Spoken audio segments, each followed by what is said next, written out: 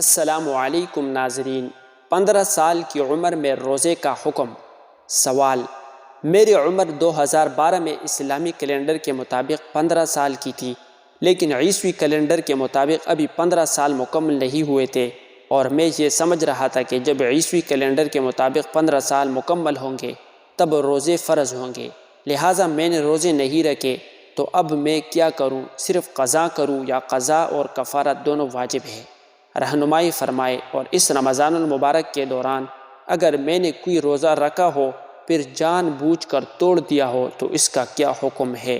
جواب: 15 سال کی عمر تک اگر بالغ ہونے کی کوئی علامت ظاہر نہ ہو تو اسلامی قمری اعتبار سے 15 سال کی عمر ہوتے ہی بچے کو شرعاً بالغ شمار کیا جاتا ہے، لہٰذا صورت مسئلہ میں 15 سال کی عمر کے بعد جتنے روزے نہیں رکھے ان کی قضا لازم ہوگی، کفارہ نہیں۔ اگر 15 سال سے پہلے بلوغت کی علامت ظاہر ہو گئی تھی تو اس وقت سے روزوں کی قضا کرنا لازم ہے، اور اس رمضان میں جتنے روزے توڑے ہوں ان کی قضا اور کفارہ لازم ہوگا۔ تاہم اگر سب روزے کھا پی کر توڑے ہیں تو ان سب روزوں کی طرف سے ایک کفارہ دینا کافی ہوگا۔ روزے کا کفارہ یہ ہے کہ مسلسل 60 روزے رکھے۔